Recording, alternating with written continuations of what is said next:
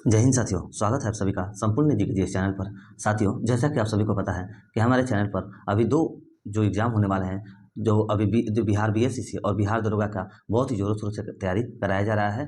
तो देखिए, हम लोग बिहार बीएससीसी का जो अभी का ये क्लास है, इसमें रुक्मणी का पब्लिकेशन को हम लोग कंप्लीट कर रहे हैं, जिसमें टोटल 12 सेट्स दिए गए हैं विथ डिस्कशन के साथ।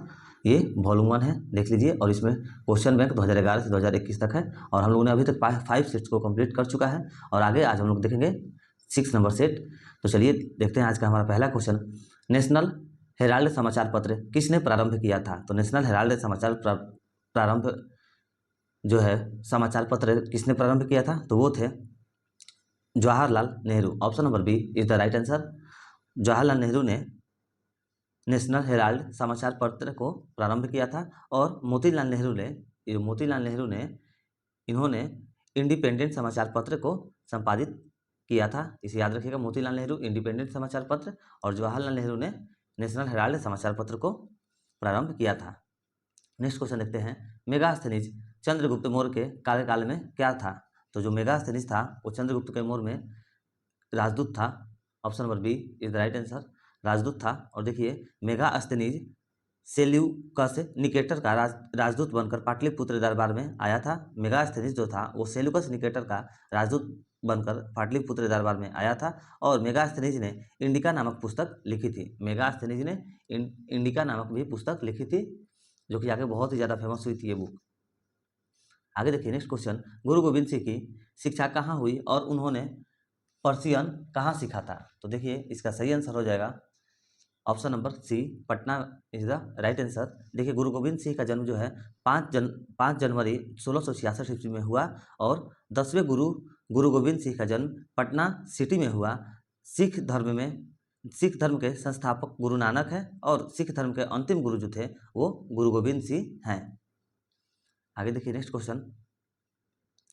और उन्होंने पार्सियन भी पटना में ही सीखा था, ये चीज़ आप लोग याद रखिएगा। आगे देखिए नेक्स्ट क्वेश्चन कहता है कि अमजद अली खान किस यंत्र बजाने के लिए जाने जाते हैं? तो अमजद अली खान जो है वो सरोद यंत्र बजाने के लिए जाने जाते हैं। Option number A is the right answer, sarod सही आंसर होगा। आगे देखिए नेक्स्ट क्वेश्चन कह रहा है अबेकस की खोज इस दौरान हुई। तो अबेकस की खोज जो है वो ग्रीक सभ्यता काल में हुई थी। Option number C is the right answer. देखिए, अबेकस की खोज ग्रीक सभ्यता काल के दौरान हुई। और अबेकस एटलेंटिक भाषा का शब्द है, जो मूल ग्रीक शब्द एब्राकस या अबेकोन से बना है, और जिसका अर्थ है टेबल का टेबलेट। ठीक है, जिसका अर्थ अबेकस का अर्थ क्या है? तो टेबल का टेबलेट इसका अर्थ है। और देखिए कि विश्व में जो है 6 प्राचीन सभ्यता है। पूरे विश्व में जो है 6 प्राचीन जो है सभ्यता है। और सिंधु घाटी सभ्यता का संबंध भारत से है। सिंधु घाटी सभ्यता का जो संबंध है वो भारत से है, इसे भी आप लोग याद रखिएगा। चलिए देखते हैं नेक्स्ट क्वेश्चन। 18वीं शताब्दी में किस देश ने जर्मनी पर शासन किया? तो 18वीं शताब्दी में जो है किस देश ने जर्मनी पर शासन किया? तो इसका सही आंसर हो जाएगा Austria. Option number B is the right answer. देखिए, जर्मनी का एकीकरण 1871 ईस्वी में किया गया। और जर्मनी के एकीकरण में बिस्मार्क का मुख्य योगदान है। जर्मनी के एकीकरण में बिस्मार्क का मुख्य जो है वो योगदान है। आगे बढ़ते हैं, देखते हैं नेक्स्ट क्वेश्चन। क्वेश्चन नंबर 7 क्या कहता है कि भारत के दोनों लगभग और राज्यसभा में कोरमा के लिए कुल सदस्यों का कौन सा आवश्यक है? तो इसका सही आंसर हो जाएगा ऑप्शन नंबर बी 1/10 इसका राइट आंसर होगा। 1/10 इज द राइट आंसर। देखिए, भारत संविधान के अनुच्छेद 100 में गणपूर्ति यानी कि कोरम व्यवस्था का प्रावधान है। आगे देखिए नेक्स्ट क्वेश्चन। साप्ताहिक सारली एप्दो कहाँ से प्रकाशित किया जाता है? तो साप्ताहिक जो सारली है वो एप्दो पेरिस से प्रकाशित किया जाता है। Option number B is the right answer. देखिए, सारली एक दो पत्रिका के कार्यालय पर आतंकवादी द्वारा हमला कर 7 व्यक्तियों की हत्या कर दी गई थी। ये जो सारली जो है एक दो पत्रिका के कार्यालय पर आतंकियों के द्वारा हमला हुआ था, और उसमें 7 व्यक्तियों की हत्या कर दी गई थी। नेक्स्ट क्वेश्चन देखते हैं, क्वेश्चन नंबर 9। H1N1 इसके द्वारा होता है। तो H1N1 जो है वो किसके द्वारा होता है? तो इसका सही आंसर हो जाएगा विषाणु के द्वारा होता है। Option number A is the right answer. और देखिए कि विश्व स्वास्थ्य संगठन ने स्वाइन फ्लू को इन्फ्लुएंजा यानी कि H1N1 नाम दिया, इन्फ्लुएंजा का नाम दिया था N1 H1 और N1 नाम दिया। और यह एक संक्रामक रोग है जिसका प्रसार काफ़ी तेजी से होता है। आगे देखिए, नेक्स्ट क्वेश्चन देखते हैं। क्वेश्चन नंबर 10, एक जाना माना साहित्यकार समारोह कहाँ होता है? तो एक जाना माना जो साहित्यकार समारोह है वो जयपुर में होता है। Option number A is the right answer, Jaipur में होता है। और जयपुर में प्रतिवर्ष साहित्य समारोह होता है। और जयपुर को गुलाबी शहर भी कहा जाता है। जयपुर को जो है दोस्तों गुलाबी शहर भी कहा जाता है। दोस्तों अगर वीडियो आप लोगों को अच्छा लगता है तो प्लीज़ वीडियो को लाइक करके और जितना शेयर हो सकता है उतना शेयर करिए और चैनल को प्लीज़ सब्सक्राइब करके बेल आइकन दबा दीजिएगा। चलिए आगे देखते हैं। नेक्स्ट क्वेश्चन, बुद्ध से संबंधित अवसरों से जुड़े प्रतीकों में स्तूप इसका प्रतीक है। तो इसका सही आंसर क्या हो जाएगा? इसका प्रतीक है तो मृत्यु का प्रतीक है। Option number A is the right answer. Buddha से संबंधित अवसरों से जुड़े प्रतीकों में स्तूप जो मृत्यु का प्रतीक है और गौतम बुद्ध के अवशेषों पर स्तूप बनाया गया है। और सांची का स्तूप जो है वो भारत में सबसे बड़ा स्तूप है अभी तक। और सांची के स्तूप को अशोक ने बनवाया था। ये भी याद रखिएगा कि सांची के स्तूप को किसने बनवाया था? तो अशोक ने बनवाया था। और भारत का सबसे बड़ा स्तूप कौन सा है? तो सांची का स्तूप है। नेक्स्ट क्वेश्चन, गुप्त वंश का अंतिम शासक था। तो जो गुप्त वंश का अंतिम शासक कौन था? तो इसका सही आंसर हो जाएगा ऑप्शन नंबर बी, विष्णु गुप्त था। और देखिए कि विष्णु गुप्त को भानुगुप्त के नाम से भी जाना जाता है। और गुप्त वंश के संस्थापक श्रीगुप्त थे। और गुप्त वंश के वास्तविक संस्थापक जो थे चंद्रगुप्त वन थे। इसे भी आप लोग याद रखिएगा। चलिए नेक्स्ट क्वेश्चन देखते हैं। किसने दाऊद को पटना और हाजीपुर से खदेड़कर बाहर कर दिया? तो किसने जो है दाऊद को पटना और हाजीपुर से खदेड़कर बाहर किया था? तो इसका सही आंसर हो जाएगा option number D, Akbar is the right answer. देखिए मुल्ला दाऊद का विद्रोह जो है 1574 से 1576 ईस्वी के बीच हुआ था। और मुल्ला दाऊद का विद्रोह अकबर काल में बिहार में हुआ था। इसे आप लोग याद रखिएगा कि अकबर काल में बिहार में मुल्ला दाऊद का विरोध हुआ था। आगे देखिए, नेक्स्ट क्वेश्चन कहता है हमारा, क्वेश्चन नंबर 14 कहता है कि अकबर के राज दरबार में कितने रत्न थे? तो अकबर के जो राज दरबार में थे वो 9 रत्न थे। Option number B is the right answer, 9 रत्न थे। और अकबर के जो 9 रत्न में शामिल था उनका नाम हम आप लोगों को बता देते हैं कि पहला बीरबल, दूसरा मानसिंह, तीसरा अब्बुल फजल, चौथा टोडरमल, पांचवा अब्दुल रहीम खान खाना, छठा तनसेना, सातवां मुल्ला दो प्याजा, आठवां हकीम हुकाम, नौवां फैजी। ये जो थे ये चंद्रगुप्त के दरबार में नहीं अकबर के दरबार में नवरत्न थे। आगे देखिए, क्वेश्चन नंबर 15 कहता है हमारा, गोवा से पूर्व पुर्तगालियों की भारत में कौन सी राजधानी थी? तो गोवा से जो पूर्व पुर्तगालियों की भारत में कौन सी राजधानी थी? तो इसका सही आंसर हो जाएगा ऑप्शन नंबर ए, कोचिन थी। Option number A is the right answer. देखिए पुर्तगाल भारत आने वाला प्रथम यूरोपियन कंपनी है। पुर्तगालियों जो थे वो पुर्तगाल भारत में आने वाला प्रथम यूरोपियन कंपनी है। और पुर्तगाल ने अपना प्रथम कारखाना जो है कोचिंग में ही खोला था। और कोचिंग में प्रथम कारखाना 1502 ईस्वी में खोला गया था। कोचिंग में प्रथम कारखाना जो है वो 1502 ईस्वी में खोला गया था। इसे आप लोग याद रखिएगा। नेक्स्ट क्वेश्चन देखते हैं। क्वेश्चन नंबर 16 कहता है, बैगनी प्रकाश के लेमडा का परास एनएम में है। तो कितने एनएम में है? तो इसका सही आंसर हो जाएगा 380 से 450। Option number B is the right answer. और लाल रंग का जो तरंग दैर्ध्य है 625 से 740 एनएम होता है। और नारंगी रंग का जो तरंग दैर्ध्य है वो 590 से 625 होता है। इसे भी याद रखिएगा आप लोग। नेक्स्ट क्वेश्चन, एक रोग के शरीर के अंदर देखने के लिए क्या उपयोग होता है? तो एक रोग के जो शरीर के अंदर में देखने के लिए क्या उपयोग होता है? तो इसका सही आंसर हो जाएगा प्रकाशीय तंतु। Option number C is the right answer. प्रकाशीय तंतु के द्वारा देखा जाता है। नेक्स्ट क्वेश्चन देखिए, उत्तरी गोलार्ध में सबसे लंबी रात्रि कब होती है? तो उत्तरी गोलार्ध में जो सबसे लंबी रात्रि होती है वो होती है दिसंबर 22 को होती है। और देखिए 22 दिसंबर को जो सूर्य है वो मकर रेखा पर लंबवत होता है। इसे मकर संक्रांति भी कहते हैं। नेक्स्ट क्वेश्चन, दो बिंदुओं के आवेश के मध्य बल F और उनके माध्य की दूरी r के बीच रिश्ता है। तो इसका सही आंसर हो जाएगा क्या रिश्ता है? तो option number D is the right answer. Option number D सही आंसर होगा इसका। आगे देखिए, चंपारण सत्याग्रह का आरंभ हुआ। तो चंपारण सत्याग्रह का जो आरंभ हुआ था वो कब हुआ था? 1917 ईस्वी में हुआ था। Option number B is the right answer. और देखिए गांधी जी का भारत में प्रथम सत्याग्रह जो था वो चंपारण सत्याग्रह ही था। ये जो चंपारण सत्याग्रह था वो भारत में सबसे पहला सत्याग्रह चंपारण सत्याग्रह ही था गांधी जी के द्वारा। नेक्स्ट क्वेश्चन देखते हैं, उत्तर प्रदेश का राजकीय फूल क्या है? तो उत्तर प्रदेश का जो राजकीय फूल है वो है पलाश। Option number B is the right answer. पलाश जो है वो उत्तर प्रदेश का राजकीय फूल है। और उत्तर प्रदेश का राष्ट्रीय पक्षी सारस है। उत्तर प्रदेश की राष्ट्रीय पशु बारहसिंगा है और उत्तर प्रदेश की राष्ट्रीय वृक्ष जो है वो अशोक वृक्ष है, इसे याद रखिएगा आप लोग। आगे देखिए नेक्स्ट क्वेश्चन, क्वेश्चन नंबर 22 कहता है हमारा, क्वेश्चन नंबर 22 क्या कहता है कि जो 583 का 283 से संबंध है वो, देखिए ये रीजनिंग का यहाँ पर सवाल आ चुका है, तो इसका सही आंसर सिर्फ बताते हैं कि ऑप्शन नंबर बी इसका राइट आंसर होगा 378। आगे देखिए नेक्स्ट क्वेश्चन, भारत में प्रथम ऊनी कपड़ों की मिल कहाँ खोली गई? तो भारत में जो प्रथम ऊनी कपड़ों की मिल खोली गई थी वो खोली गई थी कानपुर में, option number C is the right answer, Kanpur में खोली गई थी। और 1817 ईस्वी में कानपुर में प्रथम ऊनी कपड़ों की मिल खोली गई थी और भारत में ऊनी उद्योग वास्तविक रूप से 1950 ईस्वी के बाद ही हुआ था। और भारत में ऊनी वस्त्र के प्रमुख जो केंद्र हैं वो लुधियाना, जालंधर, मिर्जापुर, आगरा और श्रीनगर आदि में हैं। नेक्स्ट क्वेश्चन देखते हैं, क्वेश्चन नंबर 24 हमारा कहता है कि प्राकृतिक रेशम के कितनी मुख्य किस्में हैं? तो इसका सही आंसर हो जाएगा 4 जो हैं वो प्राकृतिक रेशम की मुख्य हैं। Option number B is the right answer, 4 सही आंसर होगा, option number B is the right answer. और देखिए कि रेशम के 4 किस्म का नाम जो है वो होता है सहतूरी, एरी, तसर और मूंगा। और भारत में रेशम के चारों किस्म पाए जाते हैं और भारत में सबसे अधिक जो रेशम का उत्पादक कर्नाटक राज्य में होता है और रेशम का जन्मभूमि भूमि जो है वो चीन है और रेशम का सबसे बड़ा उत्पादक एवं निर्यातक देश जो है वो भी चीन है, इसे याद रखिएगा। नेक्स्ट क्वेश्चन देखिए, क्वेश्चन नंबर 25 हमारा कहता है कि जालियांवाला बाग कहाँ पर है? तो जालियांवाला जो बाग है वो अमृतसर में है, option number C is the right answer, Amritsar में स्थित है। और जालियांवाला जो बाग है वो जाला नाम के सरदार का था जो उस राष्ट्रीय शहीद स्मारक है, जो कि अब राष्ट्रीय शहीद स्मारक भी है।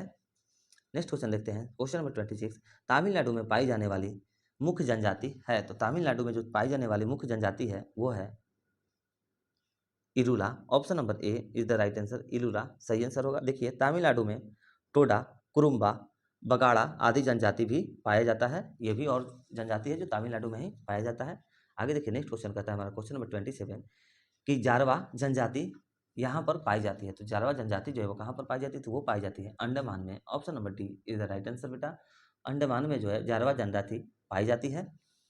नेक्स्ट क्वेश्चन देखिए, क्वेश्चन नंबर 28 क्या कहता है कि भारत की सर्वप्रथम वन्यजीव संरक्षण परियोजना का नाम था? तो भारत में जो सर्वप्रथम वन्यजीव परियोजना का जो नाम था उसका सही आंसर क्या हो जाएगा? उसका सही आंसर होगा hangul, option number D is the right answer, hangul था।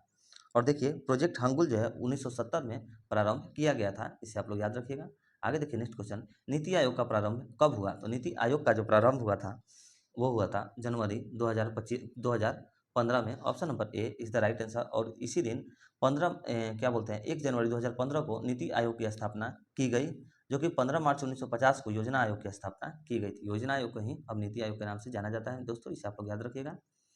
देखिए नेक्स्ट क्वेश्चन देखते हैं, पवनार आश्रम के संस्थापक कौन थे? तो जो पवनार आश्रम था उसके संस्थापक जो थे वो थे Vinoba Bhave, option number C is the right answer, Vinoba Bhave सही आंसर होगा। देखिए विनोबा भावे जो था वो मुदान आंदोलन के जनक थे और विनोबा भावे के गुरु जो थे वो महात्मा गांधी थे और महात्मा गांधी के जो गुरु थे वो थे गोपाल कृष्ण गोखले, महात्मा गांधी के जो गुरु थे उनका नाम था। नेक्स्ट देखते हैं कि जम्मू और कश्मीर की शासकीय भाषा कौन सी है? तो जम्मू और कश्मीर की जो शासकीय भाषा है वो है Urdu, option number C is the right answer, Urdu इसका सही आंसर होगा। और देखिए डोगरी भी जम्मू कश्मीर की भाषा ही है और बिहार की दूसरी राजकीय भाषा उर्दू ही है, याद रखिएगा बिहार की जो दूसरी राष्ट्रीय भाषा है वो उर्दू है। चलिए देखते हैं नेक्स्ट क्वेश्चन, क्वेश्चन नंबर 32 कहता है हमारा, जापान की संसद कहलाती है? तो जापान की संसद क्या कहलाती है दोस्तों? तो इसका सही आंसर हो जाएगा डाइड कहलाती है, option number B is the right answer, Japan की जो संसद है उसे डाइट के नाम से जाना जाता है। आगे देखिए नेक्स्ट क्वेश्चन देखते हैं, क्वेश्चन नंबर 33, रियाल किस देश की मुद्रा है? तो रियाल जो है वो सऊदी अरब की मुद्रा है, option number C is the right answer, सऊदी अरब की रियाल जो है वो मुद्रा है। नेक्स्ट क्वेश्चन देखिए, भारत झंडे के चक्र का रंग है? तो भारतीय झंडे का चक्र का रंग क्या है? इसे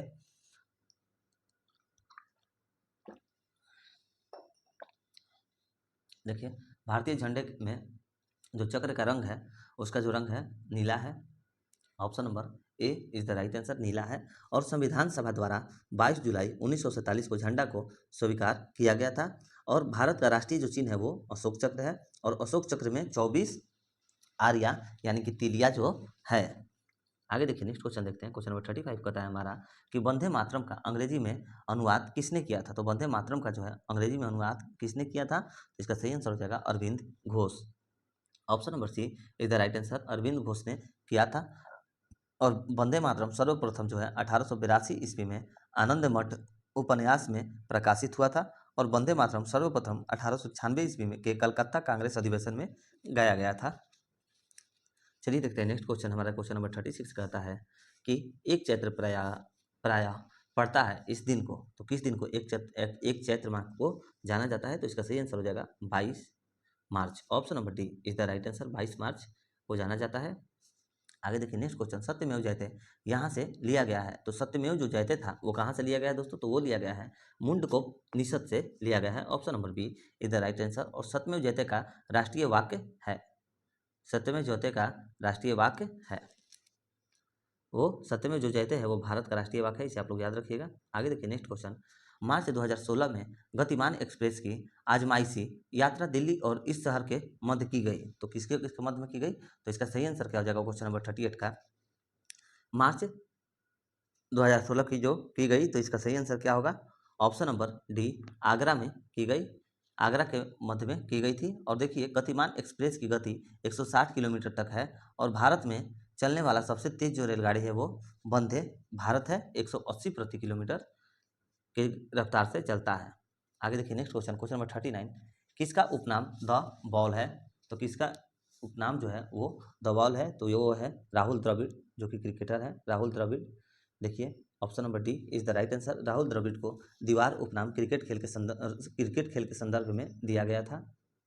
आगे देखिए रेड क्रॉस का मुख्यालय कहाँ पर है, तो रेड क्रॉस का जो मुख्यालय है उसका सही आंसर हो जाएगा स्विट्जरलैंड में है। Option number A is the right answer, Switzerland में रेड क्रॉस का मुख्यालय है। क्वेश्चन नंबर 41 क्या कहता है हमारा कि आनंद मठ के लेखक थे, तो आनंद मठ के जो लेखक थे वो कौन थे, वो थे Bankim Chandra Chattopadhyay. Option number B is the right answer. देखिए आनंद मठ की रचना जो है बंकिम चंद्र चट्टोपाध्याय द्वारा 1882 ईस्वी में की गई और आनंद मठ उपन्यास में सन्यासी विद्रोह का उल्लेख है। और आनंद मठ के में ही सर्वप्रथम वंदे मातरम गीत प्रकाशित किया गया था। आनंद मठ में ही सर्वप्रथम वंदे मातरम जो गीत है उसे भी प्रकाशित किया गया था। नेक्स्ट क्वेश्चन देखिए कि द ऑटेसिटी ऑफ होप किसने लिखी, तो द ऑटेसिटी ऑफ होप जो है वो ओबामा में लिखी थी, जो कि राष्ट्रपति थे अमेरिका के। Option number C is the right answer. आगे देखिए समय का वर्णन करते हुए शब्द सचेत एडी का अर्थ क्या है, तो एडी का अर्थ जो है इसका सही आंसर हो जाएगा एनो डोमिनी। एनो डोमिनी जो है वो एडी का अर्थ है। Option number B is the right answer. आगे देखिए क्या कहता है, क्वेश्चन नंबर 44 कहता है शहीद दिवस कब मनाया जाता है, तो शहीद दिवस जो है वो 30 जनवरी को मनाया जाता है। Option number C is the right answer. देखिए 30 जनवरी 1948 ईस्वी को महात्मा गांधी की हत्या नाथूराम गोडसे द्वारा कर दी गई और स्वतंत्र भारत में नाथूराम गोडसे की सर्वप्रथम फांसी दी गई थी, इसे आप लोग याद रखिएगा जरूर। चलिए बढ़ते हैं, नेक्स्ट क्वेश्चन कहता है हमारा अपने मोबाइल फोन के ना पहुंच पाने यानी कि एक्सेस खोने का डर कहलाता है, तो एक्सेस खोने का जो डर है उसे कहा जाता है nomophobia. Option number A is the right answer, उसे नोमोफोबिया कहा जाता है। आगे बढ़ते हैं, नेक्स्ट क्वेश्चन सत्यजीत रे द्वारा निर्देशक सर्वप्रथम चलचित्र था, तो वो जो था सर्वप्रथम चलचित्र था वो था Pather Panchali. Option number D is the right answer. Option number D सही आंसर होगा। देखिए पाथेर पंचाली जो था वो सत्यजीत रे के चर्चित फिल्मों में एक है और सत्यजीत रे जो है वो पश्चिम बंगाल के फिल्म जगत के प्रसिद्ध निर्देशक हैं। सत्यजीत रे पश्चिम बंगाल के फिल्म जगत के प्रसिद्ध निर्देशक हैं। आगे देखिए क्वेश्चन नंबर 47 हमारा कह रहा है भारत का सबसे बड़ा संग्रहालय कहाँ पर है, तो भारत का जो सबसे बड़ा संग्रहालय है वो है कोलकाता में। Option number C is the right answer, Kolkata में है। आगे देखिए पंचतत्व किसने लिखा है, तो पंचतंत्र जो है वो किसने लिखा है, तो इसका सही आंसर हो जाएगा ऑप्शन नंबर ए विष्णु शर्मा ने लिखा है। पंचतंत्र को विष्णु शर्मा ने लिखा है। और जो पंचतंत्र बाइबिल के बाद सबसे अधिक भाषा में अनुवादित पुस्तक है, पंचतंत्र जो है वो बाइबिल पुस्तक के बाद सबसे अधिक भाषा में अनुवादित पुस्तक है। नेक्स्ट क्वेश्चन कौन उसके आयुर्वेद के ज्ञान के लिए प्रसिद्ध था, तो कौन जो था आयुर्वेद के ज्ञान के लिए प्रसिद्ध था, तो वो थे Dhanvantari. Option number C is the right answer, Dhanvantari सही आंसर होगा। नेक्स्ट क्वेश्चन आईपीएल क्रिकेटर का आरंभ कब हुआ, तो आईपीएल क्रिकेटर का आरंभ 2008 ईस्वी में प्रारंभ हुआ। Option number C is the right answer. और देखिए आईपीएल में सर्वाधिक रन बनाने वाले को ऑरेंज कैप दिया जाता है और आईपीएल में सर्वाधिक विकेट लेने वाले को पर्पल कैप दिया जाता है। नेक्स्ट क्वेश्चन, लाइपेज द्वारा वसा के जलीय उपघटक पर मिलता है। तो लाइपेज द्वारा जो इसका सही आंसर हो जाएगा वसीय अम्ल और glycerol. Option number B is the right answer. आगे देखिए भारतीय क्वेश्चन नंबर 52 हमारा कहता है कि भारतीय मानक समय ग्रीनविच मध्य समय से इतना आगे है। तो कितना आगे है? तो वो है 5/1/2 घंटा। Option number A is the right answer. 5/1/2 सही आंसर हो जाएगा। और देखिए दुनिया का सबसे बड़ा दलदल गीला स्थान कहाँ पर है? तो दुनिया का जो सबसे बड़ा जो दलदल स्थान है वो कहाँ पर है? तो इसका सही आंसर हो जाएगा एशिया में है। Option number A is the right answer. और देखिए विश्व का सबसे विशाल दलदल जो गीला स्थान है वो प्रीपेड दलदल है जो कि साइबेरिया में है। इसे भी आप लोग याद रखिएगा।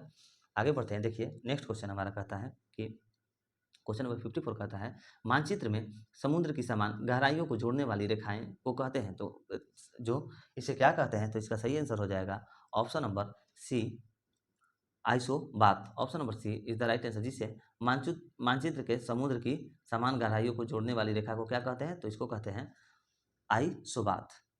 देखिए नेक्स्ट क्वेश्चन देखते हैं कि नेक्स्ट क्वेश्चन हमारा क्या कहता है। क्वेश्चन नंबर 55, यह एक ठंडी और शुष्क वायु है। तो कौन जो है वो ठंडी एक शुष्क और वायु है? तो इसका सही आंसर हो जाएगा bora. Option number C is the right answer. Bora एक ठंडी और शुष्क वायु है और एड्रियाटिक तट पर बोरा ठंडी हवा चलती है। एड्रियाटिक तट पर जो है वो बोरा नाम की ठंडी हवा चलती है। नेक्स्ट क्वेश्चन, वह नदी जो दिल्ली में बहती है। तो वो कौन सी नदी है जो दिल्ली में बहती है? वो है यमुना नदी। Option number D is the right answer. देखिए गंगा नदी की सबसे जो लंबी सहायक नदी है वो यमुना नदी ही है और गंगा नदी भारत की सबसे लंबी नदी है। आगरा मथुरा आदि शहर यमुना नदी पर अवस्थित है और अयोध्या सरयू नदी पर अवस्थित है और लुधियाना जो है वो सतलज नदी पर अवस्थित है। ये सारे इंपॉर्टेंट पॉइंट्स को आप लोग अच्छे से याद कर लीजिएगा। आगे देखिए नेक्स्ट क्वेश्चन कि इरावती नदी किस में गिरती है। तो जो इरावती नदी है वो किस में गिरती है? तो इसका सही आंसर हो जाएगा ऑप्शन नंबर ए इरावती नदी बंगाल की खाड़ी में गिरती है। Option number A is the right answer. और इरावती नदी जो है वो म्यांमार देश की मुख्य नदी भी है। इरावती नदी जो है वो म्यांमार देश की मुख्य नदी भी है। इसे आप लोग याद रखिएगा। नेक्स्ट क्वेश्चन देखिए कि नदी का एक उथला विस्तार जो नाव पर या गाड़ी के पार किया जा सके वो कहलाता है। तो वो क्या कहलाता है? तो इसका सही आंसर हो जाएगा option number C reef is the right answer. उसे रीफ कहा जाता है। नेक्स्ट क्वेश्चन देखिए क्वेश्चन नंबर 59 हमारा कहता है कि दुनिया का सबसे बड़ा द्वीप है। दुनिया का सबसे बड़ा द्वीप जो है वो क्या है? तो इसका सही आंसर हो जाएगा ग्रीनलैंड है। दुनिया का सबसे बड़ा द्वीप जो है वो ग्रीनलैंड है जो कि ग्रीनलैंड का विस्तार जो है 21,75,000 वर्ग किलोमीटर में है। इसे आप लोग याद रखिएगा। नेक्स्ट क्वेश्चन देखते हैं वह एक संग्रहित फल है। तो वह कौन सा एक संग्रहित फल है? तो इसका सही आंसर हो जाएगा option number A is the right answer. हाँ शहतूत जो है वो एक संग्रहित फल है। Option number A is the right answer. देखिए कि शहतूत के वृक्ष पर रेशम का कीड़ा पलता है। इसे आप लोग याद रखिएगा। शहतूत जो है शहतूत के वृक्ष पर रेशम का कीड़ा भी पलता है। आगे देखिए क्वेश्चन नंबर 61 हमारा कहता है कि बज शहर यहाँ पर है। तो बज शहर जो है वो कहाँ पर है? तो इसका सही आंसर हो जाएगा बज शहर जो है ऑस्ट्रिया में है। Option number B is the right answer. देखिए ऑस्ट्रिया की राजधानी जो है वो वियना है और ऑस्ट्रिया की मुद्रा जो है वो यूरो है और ऑस्ट्रिया का प्रभाव एकीकरण से पूर्व इटली और जर्मनी देश पर था। इसे आप लोग याद रखिएगा। आगे देखिए नेक्स्ट क्वेश्चन कहता है क्वेश्चन नंबर 62 हमारा मात्रा ut + 1/2 at² का आयात है। तो इसका सही आंसर क्या हो जाएगा? ऑप्शन नंबर बी एल है, एल होता है। Option number B is the right answer. देखिए नेक्स्ट क्वेश्चन साख्य भौतिक के नियम इस कणों पर लागू होता है जिसका आकार है। तो जिसका आकार कितना होता है? तो इसका सही आंसर हो जाएगा ऑप्शन नंबर ए 10 - 6 मीटर। आगे देखिए नेक्स्ट क्वेश्चन हमारा कहता है क्वेश्चन नंबर 64 कहता है कि एक कार का एक पहिया जो सड़क पर चल रहा है तो उसे क्या कहा जाता है? तो उसका सही आंसर हो जाएगा ऑप्शन नंबर बी स्थैनिक घर्षण और फिर काइनेटिक घर्षण और रोलिंग घर्षण। ये तीनों घर्षण लगता है जो एक पहिया जब सड़क पर चल रहा होता है। स्थैनिक घर्षण, काइनेटिक घर्षण और रोलिंग घर्षण is the right answer. Option number B सही आंसर होगा। देखिए संपर्क में रखी दो वस्तुओं के मध्य एक प्रकार का बल कार्य करता है जो गति करने में वस्तु का विरोध करता है। यह बल की घर्षण बल कहलाता है। नेक्स्ट क्वेश्चन देखिए क्वेश्चन नंबर 65 कहता है हमारा देखिए ध्वनि की गति v और माध्यम का घनत्व p के मध्य यह रिश्ता है, तो इसका सही आंसर हो जाएगा option number A is the right answer. आगे देखिए गुरु नानक का जन्म कहाँ हुआ था, तो जो गुरु नानक थे उनका जन्म जो है वो तलवंडी में हुआ था, option number C is the right answer. Guru Nanak का जो जन्म है वो तलवंडी में हुआ था और गुरु नानक का जन्म 1469 में हुआ था। गुरु नानक का जो जन्म है वो 1469 में हुआ था और गुरु नानक का जन्म स्थान ननकाना साहिब कहलाता है और गुरु नानक की जो मृत्यु है वो 1539 में हुई थी। गुरु नानक की मृत्यु 1539 में हुई थी। आगे देखिए क्वेश्चन नंबर 67 कहता है अंग्रेजों ने बहादुर शाह टू को रंगून भेज दिया, तो इसका सही आंसर क्या हो जाएगा। इसका देखिए अंग्रेजों ने बहादुर शाह टू को देश से निकालकर कहाँ भेज दिया था, तो रंगून में भेज दिया था, option number A is the right answer. देखिए रंगून जो है वर्मा देश का राजधानी था, रंगून जो है वो वर्मा देश का राजधानी था और वर्तमान में वर्मा का नाम म्यांमार हो गया है। वर्तमान में जो वर्मा का नाम है वो म्यांमार हो गया है और बहादुर शाह टू अंतिम मुगल शासक थे, इसे भी आप लोग याद रखिएगा। आगे देखिए नेक्स्ट क्वेश्चन, अभिज्ञान शकुंतलम का प्रथम अंग्रेजी अनुवाद किसने किया था, तो अभिज्ञान शकुंतलम जो था उसका प्रथम अनुवाद अंग्रेजी में किसने किया था, तो वो थे John Nicholas, option number D is the right answer. देखिए अभिज्ञान शकुंतलम जो कि कालिदास का सबसे महत्वपूर्ण नाटक है और इस नाटक में दुष्यंत और शकुंतला से उत्पन्न पुत्र भरत का वर्णन है। आगे देखिए नेक्स्ट क्वेश्चन, क्वेश्चन नंबर 69 कहता है हमारा अंग्रेजों के भारत में राज्यकाल में आखिर से एक पूर्व वायसराय कौन था, तो आखिर से एक जो पूर्व वायसराय था वो था Wavell, option number B is the right answer Wavell. और लॉर्ड वेवेल का कार्यकाल जो था वो 1943 से 1947 तक रहा था। वेवेल का जो कार्यकाल था वो 1943 से 1947 तक रहा था। और देखिए कि वेवेल के काल में शिमला सम्मेलन 1945 का आयोजन किया गया था। वेवेल के काल में ही शिमला सम्मेलन 1945 का आयोजन किया गया था, 1945 में किया गया था। नेक्स्ट क्वेश्चन देखिए कि एक लोह चुंबकीय पदार्थ के लिए उसके चुंबकीय सुग्राहात के लिए यह सत्य है, तो क्या चीज सत्य है, तो इसका सही आंसर हो जाएगा अधिक, option number B is the right answer. अधिक जो है यह सत्य है।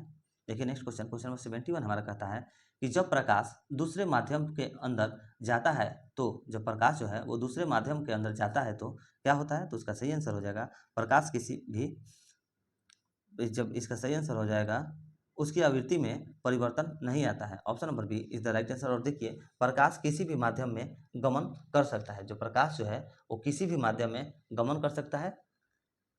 चलिए तो दोस्तों यही था हमारा आज का जो टोटल सेट्स था। और देखिए अगर आप लोगों को दोस्तों वीडियो पसंद आता है तो प्लीज़ इसे लाइक करके जितना शेयर हो सकता है उतना शेयर करिए और चैनल को सब्सक्राइब करिए। दोस्तों जैसे हम आप लोग को सपोर्ट करते हैं, आप लोगों के लिए पढ़ाते हैं, वैसे ही हमें भी सपोर्ट की ज़रूरत है, तो प्लीज़ हमें भी सपोर्ट करें ताकि हम आगे और भी अच्छे से क्लास ले पाएँ और आगे आप लोगों की और भी अच्छे से तैयारी करा पाएँ। तो चलिए मिलते हैं नेक्स्ट वीडियो में। जय हिंद, जय भारत।